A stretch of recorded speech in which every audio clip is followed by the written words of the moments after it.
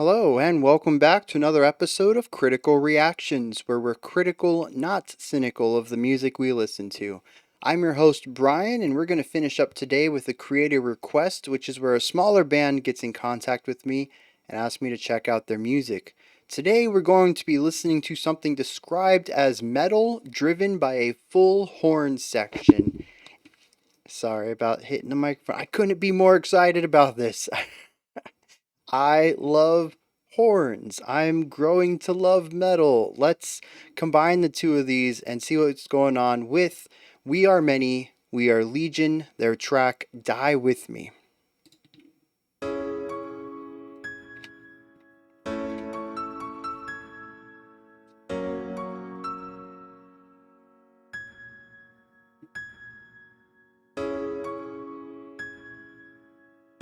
Very isolating. It's got a very emotional vibe going on so far.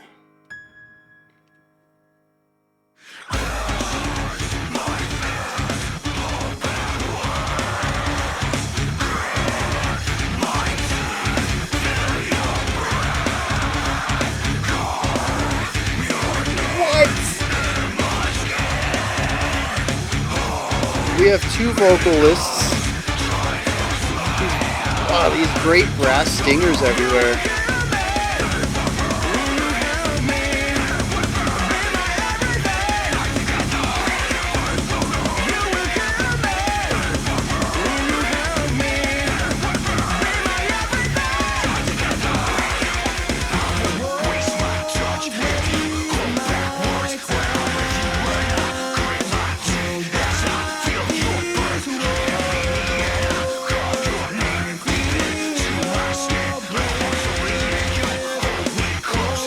The component here is wild. The counterpoint, the layers. Yes!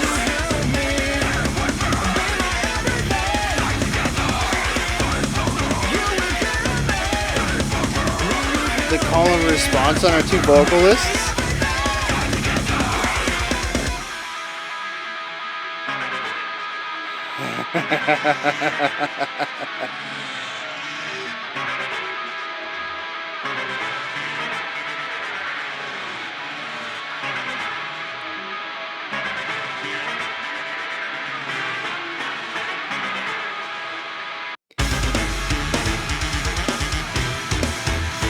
Interesting.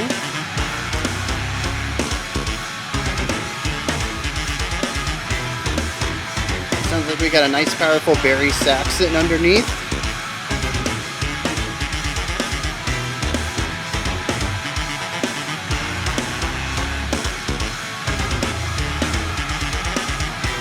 Very textured, constant guitar playing off to the side.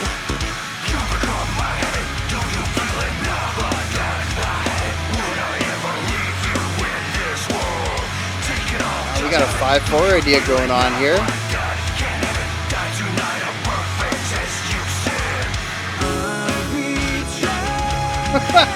What?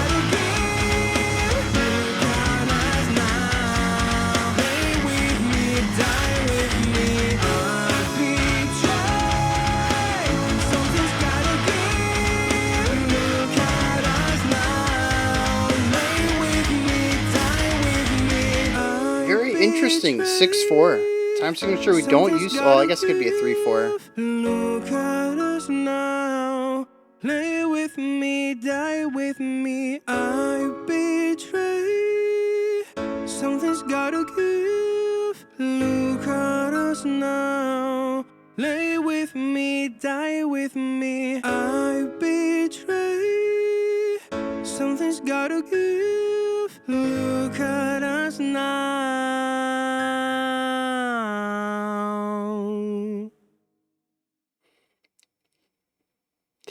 Okay. Wow.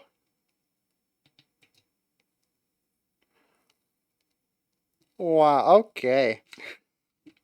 Yes. I'm gonna be checking out this album. I saw in my email it dropped like 3 months ago. This is so good. Um, let's talk about all the great things. Then I have a very tiny, tiny criticism slash advice. And then we're gonna wrap this. Oh, lyrics. Then we're gonna wrap this up, and I don't know. Maybe I'll just go listen to the whole album right now. It's so good. Um, to start with, the brass, right? We can't, not even just brass, the horns. There's some saxophones in here too. We can't ignore this. This is the elephant in the room. Let's bring it up first. Very cool stuff. Right off the bat, we have this very rhythmic kind of genty style of staccato, syncopated ideas going on, and they're accompanied by these horn stingers, these really quick uh, licks, riffs from our horn section that is working very well with the rock band, what they're playing, the syncopated idea, but not doing the exact same thing. They have their own little lick going on that lines up with the rhythm without being 100% just what the rhythm is. Which, just to start out, is really neat. There are a lot of bands, sometimes bands larger than this. We only got 100 subscribers as usual. Spotify is typically a better uh, showcase of how popular a band is, but I'm not on Spotify right now. So we have 5,000 views and 100 subscribers. Not a very big band. And what I'm saying is there are bands much larger than this that when they incorporate non-rock instrumentation, it is usually, well, it often happens where it's just doing the exact same thing the band is doing, but we get the extra texture of violins or trumpets or whatever they're deciding to bring to the table. It is what the band is doing, but the same. Here, though, it is a small variation, but at least to me, it's a welcome one. It understands the differences, the strengths and weaknesses of the rock instruments, the guitars, the bass, the drums, and the strengths and weaknesses of our horn section and what they can do, what they typically do, how they typically approach the same problem in composition, and how best to utilize both of them to deliver a very specific idea in the way that both of them can contribute their own ideas. It is just a phenomenal way to start the track off. We're also not in 4/4, I think. We were in 5 later, and then we picked up a 3 closer to the end in our bridge.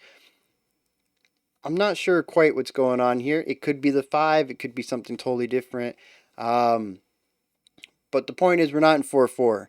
But what's really cool is that they dig into a groove that works. I didn't even pick up that we weren't in 4/4 until a bit into our first verse.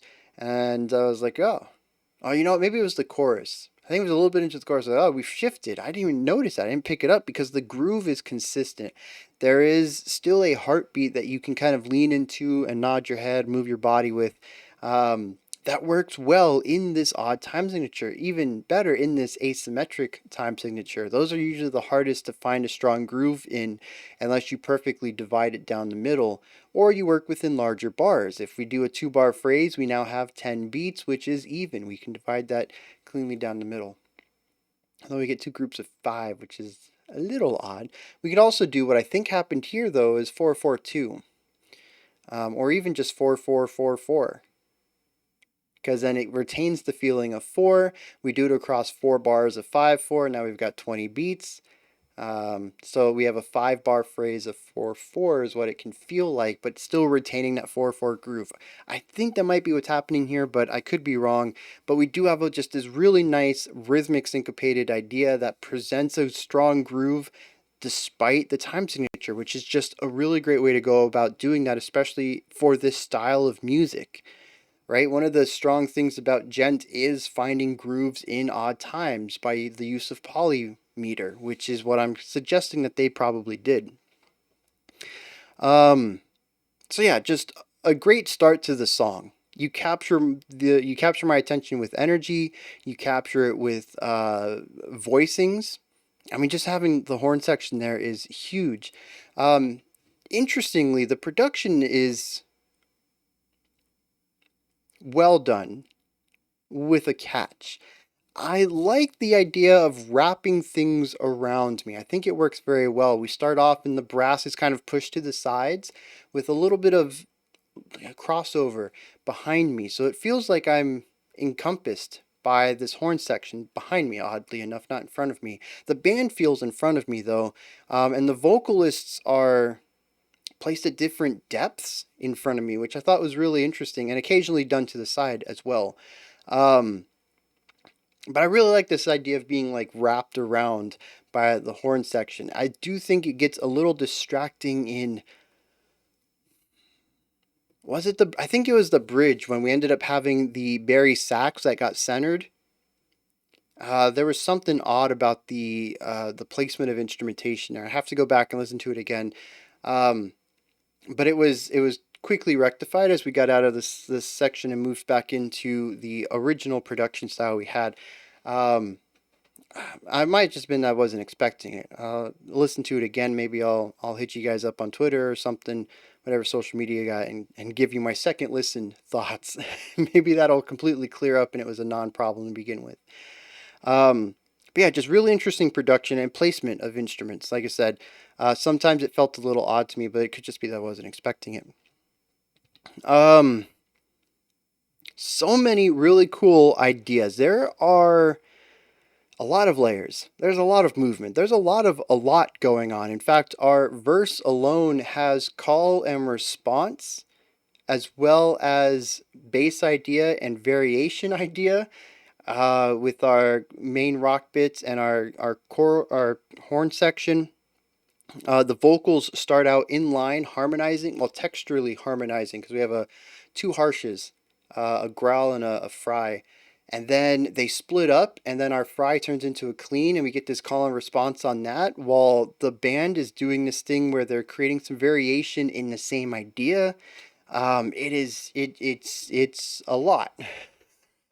It is definitely my kind of a lot, though. The production helps everything stay separated, and easy to listen to as far as picking out specific ideas. It does not come together into sort of that post rock wall of sound idea. There's a lot of space between all the instruments and voices, and I found it very easy to say, okay, I want to listen to specifically what the horns are doing. I want to listen to specifically what our lead vocalist is doing. What are the drums doing at this point? What's the bass doing at this point? Speaking of the bass, just really nice bass ideas in this track. Very cool stuff all around with the bass work. I just wanted to put a little shout out on that. Um,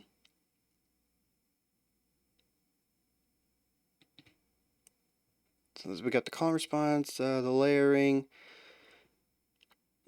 Let's get to the bridge because I thought this was a neat bridge. It did what a lot of rock bands do. Verse, chorus, bridge, solo section, right? We change everything up. We change up the vibe, the emotional atmosphere, and we bring in this Barry sax. I think as the main instrument, sort of center right a little bit, and it gets to have a little bit of a solo. It's not really a strong melodic idea, but it is solo as far as EQing goes. It was the dominant sound in my ear, at least. And it was playing off against uh, the vocal work. We had a clean vocal at this section too. Once again, a part of counterpoint. Two lead ideas going off at the same time, complementing each other. We saw this a couple of times actually. I can't remember what the other time was. I pointed it out. It was during one of the more chaotic sections. But it's just very neat how often we have competing ideas that work with each other. It's something that I've talked about before. Metal bands just don't really have the instrumentation to do that, unfortunately, unless they expand, like they did in this case. We have the metal band and we have a lot of instruments around it. And you guys did a phenomenal thing with that. You didn't just say, okay, we have the horns, let's do horn stuff. Let's have some stingers around here and let's have them play the same thing our guitars are playing and we'll just get that awesome majestic power out of our horns. No, you guys said, what can we do with more instruments? What are some composition techniques this now affords us? What can we do? We have two vocalists. What should we do with that? And you guys went all out on this track. You incorporated so many different methods of utilizing multiple voices at the same time. And I do think it gets a little bit cluttered at times. But for the most part, it's not too bad. It doesn't, like I said, it doesn't get to the wall of sound point. Everything's still rather clear. And to me that shows a lot of skill in the producer.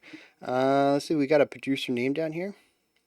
Oh, we had a mix consultant. Oh, written, produced, mixed, and mastered by the vocalist and guitarist, and drummer or drum programmer, or maybe both. I don't know. Um, oh, so we got a bari sax, tenor sax, tuba, trombone, trumpet. Yeah, good stuff all around. Um, so very cool. Yeah, so talk about a multi-talented dude over here, writing, composing, producing, mixing, mastering, and doing the vocals and the guitar work. Just yeah, props to them. No, that's we got a name here, Paul Kirk. Um, I'm sure the more you produce and mix, especially mix, all these instruments, the better you'll get at it. Like I said, it gets a little cluttered in cases, but like I said, the more you do it, the better you'll get. And that's just going to be something that comes with time and skill. I say that completely, not being a great mixer myself. A sound engineer, I am not, but I'm picking up things as I go. Right, improving as you use your skills. Um, the last thing I wanted to hit on was the beginning and the end, because these bookend the chaotic parts of the track. After our intro, we get into our verse and our chorus. We bring in the horns and the guitars and the band and everything. We utilize all these right up until the outro. Then we pull them all back. Our intro and outro are entirely clean vocals, and I don't remember if our intro had clean vocals. Piano, though. Very beautiful, moving, emotional lines. Um, really great chord progressions utilized throughout here. Nice piano playing. Really building, I think, the vibe of this track, which is loneliness and isolation and the conflicting elements about that. It's really great, I think, to bookend the song with these. First of all, just as a display of the band's skills. The piano is not featured throughout the rest of the track, and the clean vocals. Well, I'd say the poppy clean vocals that are utilized here. There is also a rock clean that gets utilized in the verse. But these poppier style of clean vocals don't really have any other place to get showcased. So, as a single that says this is who we are in our entire capacity, check out what kind of music we can make, all the different kinds. Maybe you'll hone in on other tracks on the album, but this is such a good showcase of everything you guys can do. I really love how those moments are there. They also give a little bit of a yin and a yang to this that I think we're going to explore in the lyrics. So, with that said, actually, let's get into the lyrics. Clench my fist, hold back words, grit my teeth, feel your breath, carve your name in my skin, hold me close, try to smile.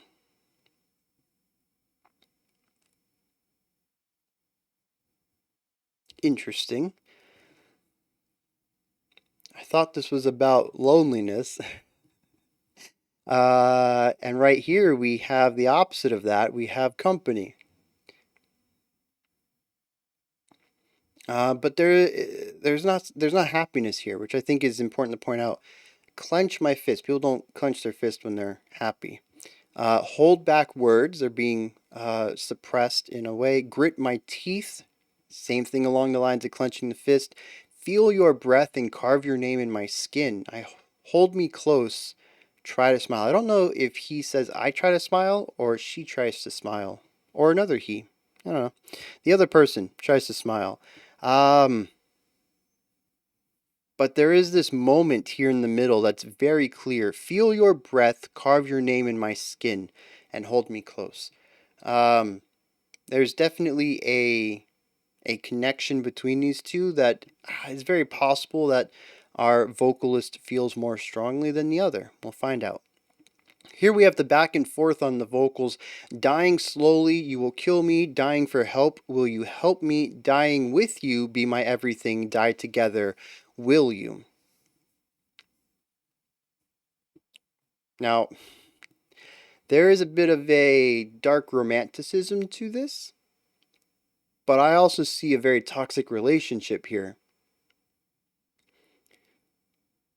That this person is putting in so much pain and effort into this relationship because they feel so strongly for the other person that they would want to die with them, but they even have to ask, would you die together with me? Is that something you would want? They're the one who had the other person's name carved in their skin. They're the ones who feel like they're being killed slowly by being in this relationship. Dying slowly, you will kill me. I won't waste my touch. Hold back these words. I feel your breath on my skin. Um, when I'm with you and I grip my teeth as I feel your breath, you have made me and I carved your name deep into my skin. Come on, slowly on you. Hold me close. Try to fake a smile. Make me lonely. We go back to the dying slowly thing. So this is interesting because we actually get a variation on our opening lines, which were fragments of this larger idea, this bigger stanza that fully explores this. And it does solidify some of the things I was thinking. Um, that this person is putting so much effort into this relationship and not really getting as much back. And the toxicity of it. It's not just I carved your name. It's not me showing my love for you. You have made me and I carved your name. There is almost a level of, what is it, when you owe somebody? It says, you have made me, so I carved your name in my skin. Almost as if this person feels like they were nothing before the relationship, which is just red flags. Sound the alarm. You become my habit. Do you feel it? Not like that. I had it. Would I ever leave you in this world? Take it all, just have it. Do you feel it? Die tonight, a perfect test, you said. I betray. Something's got to give. Look at us now. Lay with me. Die with me. Interesting. I still feel like our vocalist, our narrator, our protagonist is giving so much of themselves to this relationship and has to even ask if the other person feels the same way. There's so much give, so much give, so much give here. And at the very end, they say, I betrayed you. Something's got to give. So please lay with me and die with me. The only thing I can think is that they killed the other person so that they could die together, which is, wow. Maybe that's the I betray, but it also, it could be a smaller thing that goes back with the self-deprecation aspect of it all. That even though I feel like they've given so much, they feel like one misstep, even the slightest, would be a betrayal to the relationship. Either way, there's just a lot of red flags going on and what's happening here. But like I said, I also feel there's a little bit of a dark romanticism going on as well too. But I think it's important to draw the line somewhere. There's a big difference between die with me, I want to live my life with you and eventually we'll die together and be buried together and like, oh, it's kind of romantic in a gothy kind of way. But then there's the entire other aspect of the song, which is where does this other person even start to put effort into the relationship, a modicum of the amount of what our narrator does. So anyways, yeah, as far as how that ties into the musical themes, I got nothing. I don't think this is a song that's supposed to be doing that. It really does feel to me like a musical showcase of the band, where the lyrics, not necessarily an afterthought, but a secondary component of the song. I don't think they're designed to complement each other in any strong way where the music tells the same story as the lyrics. But yeah, I really enjoyed this. Oh, my one criticism. Let me drop this in real quick. I just want more things going on with the horns. I talked about how you guys do a fantastic job of utilizing the horns in horn ways. I was going to use a different word there. You're utilizing the horns in ways that the horns do well, in contrast to how you're writing the guitar parts. We talked about this with the opening staccato idea. There are some really neat ideas, but the horns also primarily stick together. They are the horn section. We very rarely hear just the tuba or just the trombone or just the trumpet or even all of them separated. A lot of the time they are in the horn stack where it feels like almost like they're one single sound, one single stem. Just that's the horn section. And I don't ever think in a single time in that track, I was like, oh, did you check out what the trumpets did there? Did you check out what the tuba did there? As always, check out what the horns are doing. I just like a little bit of separation there and approaching it more from an orchestral angle. If you guys want to do that or anything like that, but that's just the one thing I think was missing was that it was always the horns section, and I would just like a little bit of separation in the instrumentation to provide because right now it's a rock band and there is a horn part. I want a rock band that has trumpet and tuba and trombone and saxophone sections all throughout it and kind of give it an orchestral rock kind of thing, orchestral nu metal. That's what I want. I don't think any band's done it, and I think you guys are the closest that I've heard that could achieve that. If that's not your goals, by all means, do not go that route just because one dude on the internet said he wanted that. But I just realized how much I would love orchestrally written nu metal with a brass section and with a horn section. Yeah, that would just be cool. Anyways, those are my thoughts on We Are Many, We Are Legion. This is where you guys come in. Hit me up in the comments. Let me know if you enjoyed this or not, anything that stood out to you, anything you'd like to add on to what I said. Above that is the description box. In there, you can find all sorts of links for We Are Many, We Are Legion. Any social media and streaming platform links I can find will be put in there to make it easier for you to find what you need from them. That wraps it up for today. I'll be back tomorrow at 5 p.m. Eastern Standard Time, 9 p.m. UTC as usual. We're going to have an album review. Sunday morning, we'll have the Patreon live stream, and on Monday, we'll return with next week's theme. Same time as always, 5 p.m. Eastern, 9 p.m. UTC. Until next time, remember to be critical, not cynical, of the music you listen to, and have a fantastic morning, afternoon, or evening whenever you choose to watch my videos.